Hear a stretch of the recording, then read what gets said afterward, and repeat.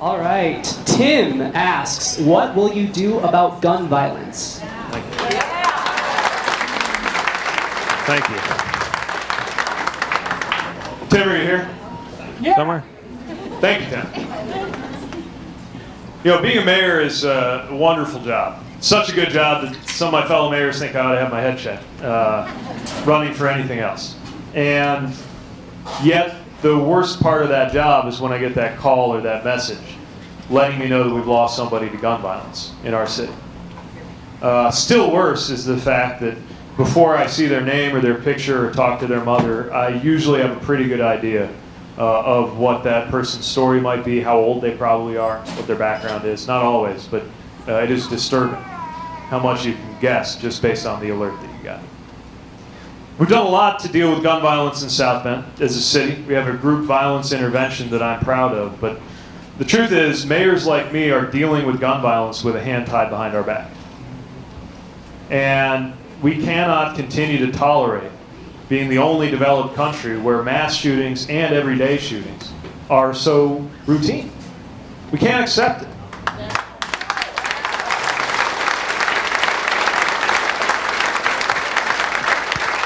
Now, here's an example of what I mean when I say our democracy's gotten twisted. You take something like universal background checks. 90% of Americans, and last time I checked, 80% of Republicans think we ought to do it. Now, how do 80% of Republicans think we ought to do something, and this Congress still can't deliver?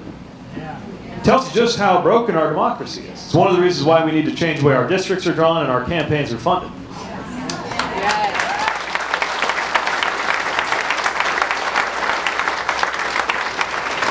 But I believe that Americans will support us on implementing universal background checks, on red flag laws that reduce risks of suicide and disarm domestic abusers, and that when it comes to weapons of war, most Americans believe they have no business being on the streets of American neighborhoods and peaceful.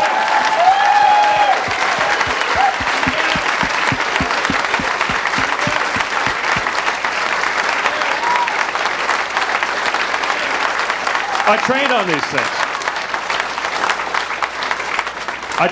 these things. I know what they can do. And if we're being really honest, even though somebody in my Twitter mentions even now is going to try to correct me and gunsplain me on this, an AR-15 is not that different from the M4 that I had around my shoulder when I went to Afghanistan. And we need to get serious about this.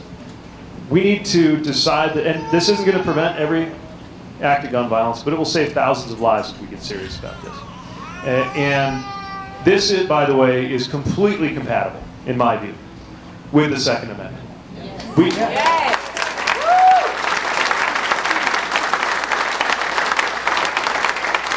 can respect the right to self-defense. We can respect the fact that there's such a tradition where some of the fondest memories in our families were made at fish camp and deer camp. That's fine. But we've already decided it's compatible with the Second Amendment that everybody can have a water balloon, nobody can have a nuclear weapon. Somewhere in between, we're going to draw a line. All we're doing is saying we've got to draw the line a little tighter.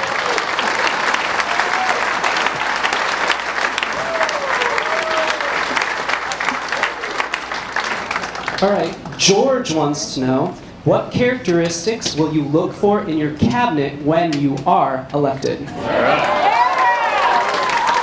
Thanks. Is George here? Can I give us a wave, George? I don't see it. All right. So this is something I thought about a lot as mayor, first of all, because, of course, I had to staff department heads to take care of everything from running the zoo. I was a little surprised to discover I was in the zoo business, all the way through to police and fire and water and wastewater and everything in between. And I learned quite a few things. The first thing I learned is not to be afraid to find people smarter than you are. In fact, whoever's in charge of something ought to be smarter than you are on that subject.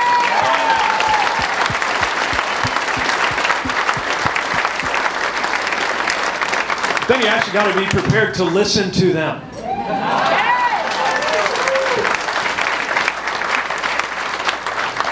So I'm also looking for truth tellers. And truth tellers don't always tell you what you want to hear, but they'll tell you what you need to hear. Another thing that I'm looking for is gender and racial diversity. You know,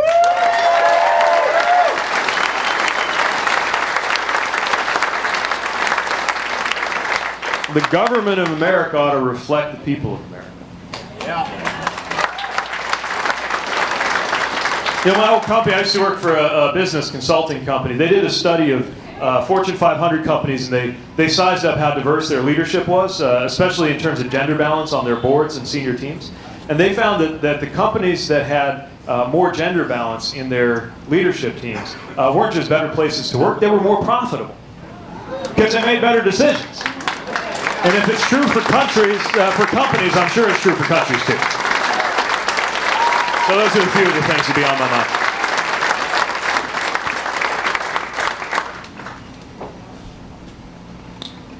mind. Emma asks, what would it be beneficial if we had more than a two-party system? Depends on the parties, I guess.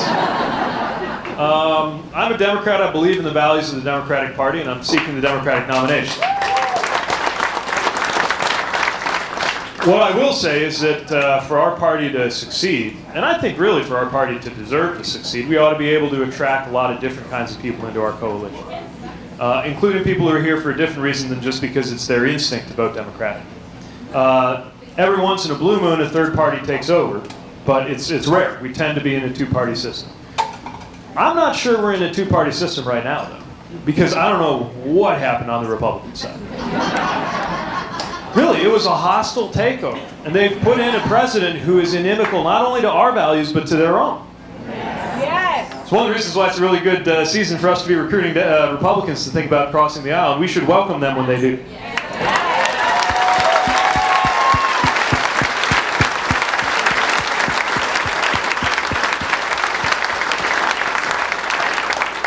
I think there's a lot of congressional Republicans who know better, but they're afraid to do something different. And so they're going along with this. And so the truth is, the only way that they will kind of see the light and ask what happened with this hostile takeover of their party and come up with something different. And we really do need, even though I probably will never agree with them, we really do need a robust and strong party on the other side of the aisle that can have principled arguments and debates with us. We need that.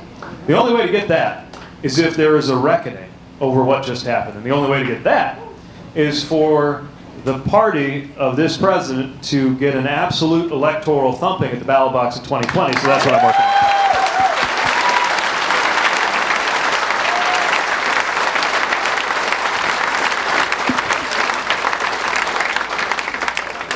Deb wants to know, what is your opinion on the tariff situation with China? What would you do?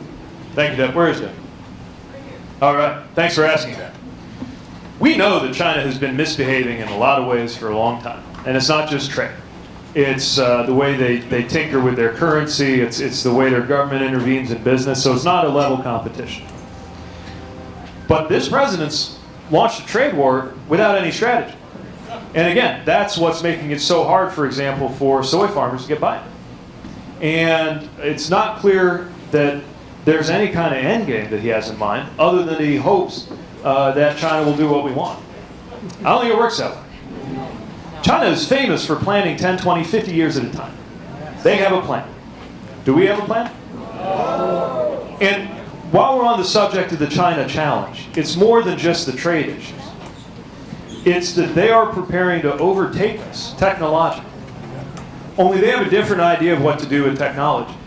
They're using technology to perfect dictatorship. Okay? Their idea of what to do is facial recognition, like how I get into my iPhone sometimes if I'm not making a funny face. Very different than their idea of what to do with facial recognition in a surveillance state. So it's all the more important that we have a lot of credibility for the American model, because they're going around the world. They're building roads everywhere around the world, making friends in foreign countries where America has withdrawn. And they're not just doing that to be nice. They're doing that because it's smart. They're doing it to make friends so that when they need allies, we are more isolated and they are more strong. But I still believe in American values. And I believe that even though the Chinese model is actually being held up now as a convincing alternative to ours, because ours looks chaotic and theirs looks steady, that ours is better because, you know, things like freedom and democracy. And so it's vitally important that we be more competitive. It's not going to be enough to, yes, of course we've got to be tough on trade. Although, again, do it with a plan, not just poke them in the eye to see what happens. But we also have to invest in our own competitiveness. Because if we are not investing in infrastructure, in education, in health, in technology, we're going to get left behind.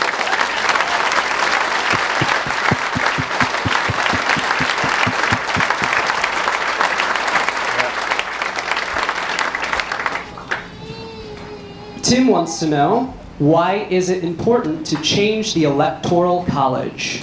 All right. So, call me simple-minded, but I think the way a democracy ought to pick its leader is to put up the person who earned the most votes in the election.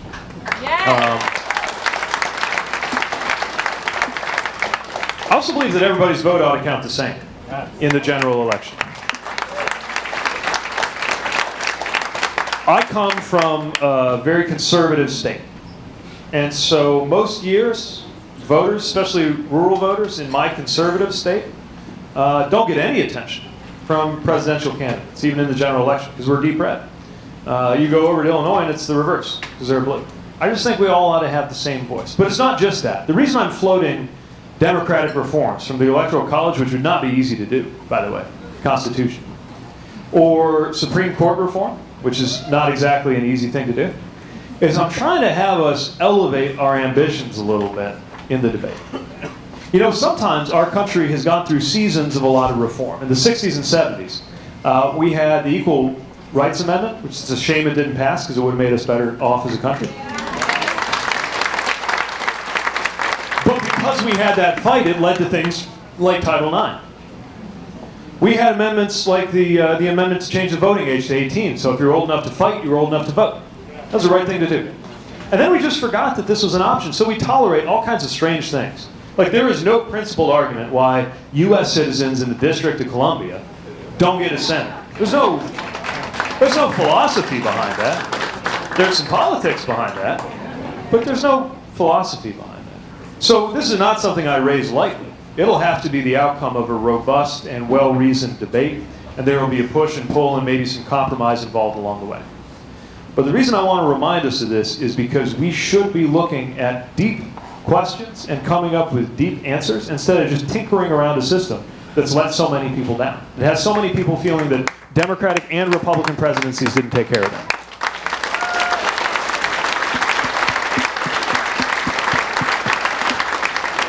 And for anybody who doubts whether we're capable of that, I just want to remind everybody that we live in a country that changed its constitution so you couldn't drink.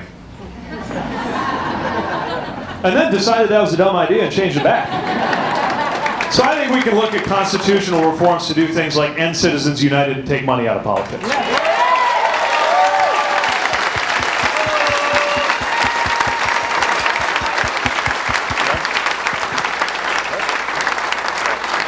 Yeah, I think so.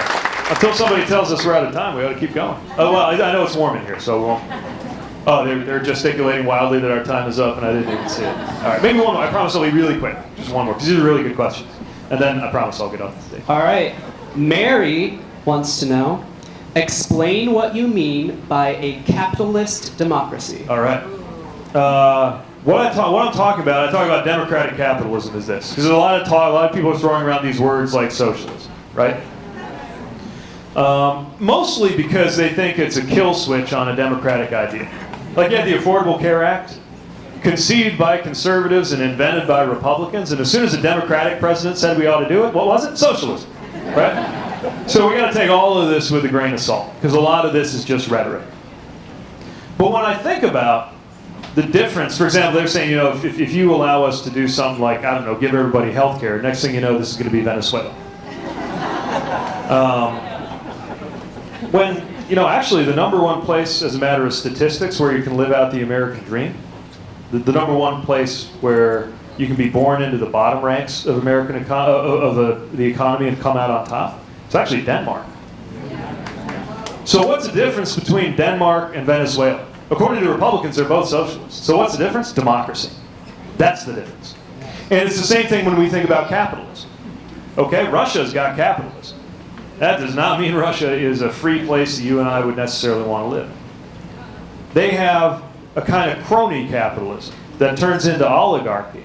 By the way, some of the features of it are consolidation of power, turning economic power into political power, having a hard time separating the interests of government officials from interests of the cronies in business. Does this sound familiar to you? Capture of the media, okay? That's what you get when you have capitalism without democracy. And that's why I'm saying that at the end of the day, when capitalism and democracy are in tension with each other, and you got to pick which one's more important, I'm going to come down on the side of democracy.